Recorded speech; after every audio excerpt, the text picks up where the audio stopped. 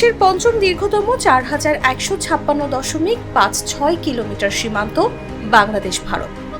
পরস্পরকে বন্ধু দাবি করে আসা দুই দেশের সীমান্তে প্রতিনিয়ত শোনা যায় গোলাগুলি আর হত্যাকাণ্ডের ঘটনা। বিএসএফ নিয়মিতভাবে বাংলাদেশের নাগরিককে গুলি করে হত্যা করেছে। কখনো ফেলানি, কখনো স্বর্ণা দাস, এমন অনেক নাম রয়েছে এই তালিকায়।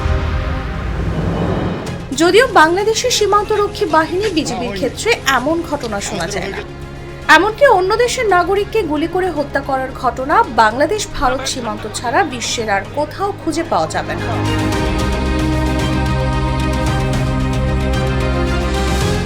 সম্প্রতি চাঁপাইনবাবগঞ্জ ও নওগাঁ জেলা সংলগ্ন সীমান্তে বেড়া নির্মাণে বাধা দেয়া নিয়ে নতুন উত্তেজনা শুরু হয়েছে বাংলাদেশ ভারত সীমান্তে।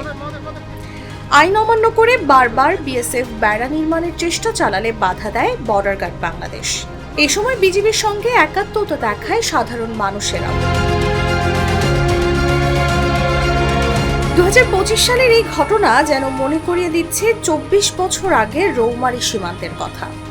সে সময় ভারত বাংলাদেশের মধ্যে সীমান্ত যুদ্ধে আমজনতার সহায়তায় বাংলাদেশ যে সাফল্য দেখিয়েছিল, সেই চেতনা বুকে ধারণ করেই যেন ফের জেগে উঠেছে বাংলাদেশের সীমান্ত এলাকায় লাখ লাখ জনতা।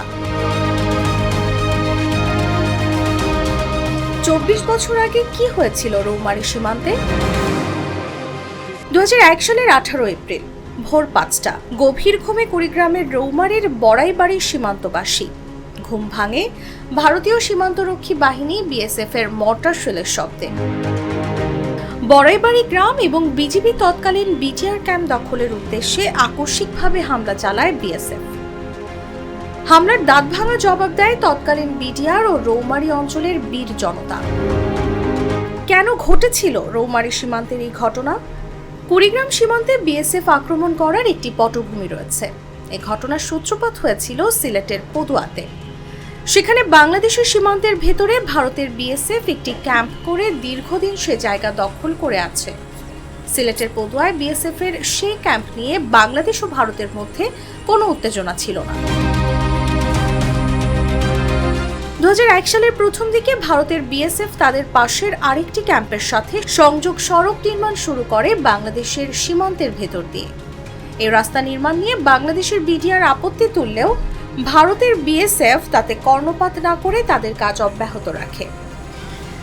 এমন অবস্থায় বিটিআর এর সে এলাকায় তাদের একটি অস্থায়ী অপারেশনাল ক্যাম্প স্থাপনের সিদ্ধান্ত নেয়। পদুয়াতে যায় এবং সেখানে 3টি ক্যাম্প স্থাপন করে। বিএসএফ সেখানে 6টা ফায়ার করে। তারপর তারা প্রায় 70 জনের মতো সেখানে সারেন্ডার করে এবং বিটিআর পদুয়া দখল করে। পদুয়ার ঘটনার জের ধরে কুড়িগ্রামের রৌমারী সীমান্তের বড়ইবাড়ি বিটিআর ক্যাম্প দখলের জন্য বিএসএফ বাংলাদেশের ভেতরে ঢোকে। গ্রামবাসীর বুদ্ধিমত্তায় বেঁচে যায় বাংলাদেশ সীমান্ত। ভোররাতে বড়ইবাড়ি গ্রামের কয়েকজন বাসিন্দা তাদের কৃষি জমিতে সেচ কাজ দেখতে যান। এ সময় তারা দেখতে পান ধান খেতে বহু সৈন্য অস্ত্র নিয়ে হাঁটছে। এই সৈন্যদের মধ্যে কয়েকজন এসে গ্রামবাসীর কাছে হিন্দি ভাষায় জানতে চান বিটিআর এর ক্যাম্প কোথায়। তখন গ্রামবাসী বুঝতে পারেন এরা ভারতের বিএসএফ এর সদস্য। বাংলাদেশের সীমান্তের ভেতরে বিএসএফ ঢুকে পড়ার খবরটি বেশ দ্রুত বড়াইবাড়ি বিটিআর ক্যাম্পে পৌঁছে দেন সাইফুল ইসলাম লাল। তিনি নিজেও আনসার ও গ্রাম প্রতিরক্ষা বাহিনীর প্রশিক্ষণপ্রাপ্ত। সাইফুল ইসলাম লাল যখন বিটিআর ক্যাম্পে যান তখন সেই ক্যাম্পে মাত্র 8 জন বিটিআর সদস্য ছিল। ক্যাম্পের ভেতরে গিয়ে তিনি বিটিআরদের জানান যে বিএসএফ এলাকায় ঢুকে পড়েছে।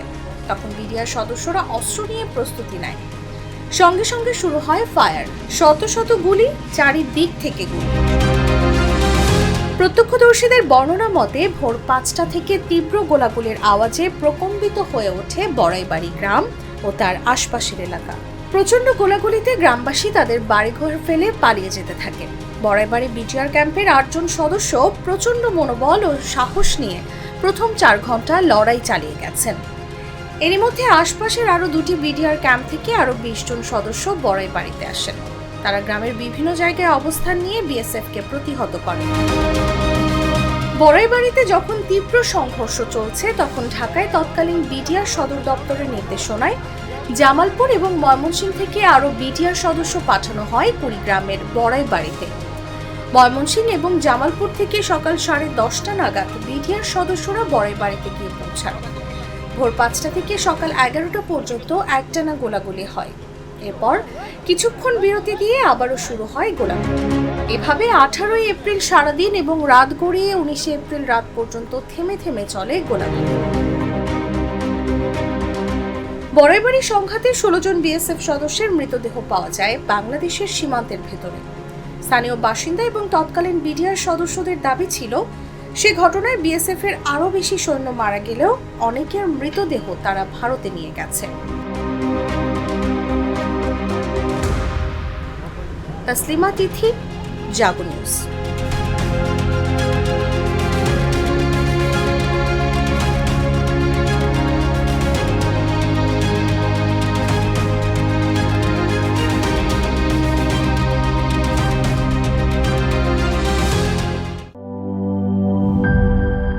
Cheer up! চলো পুরাই খুশি নতুনের সাথে তুলে নিয়ে হাতে cheer up, oh oh cheer up, oh oh cheer up. চুমুকে চুমুকে enjoy the life. চলো পুরাই খুশি তুলে নিয়ে হাতে cheer up, oh oh cheer up. চিল হবে রিফ্রেশিং মুডে। চিয়ার আপ, চলো উড়াই খুশি।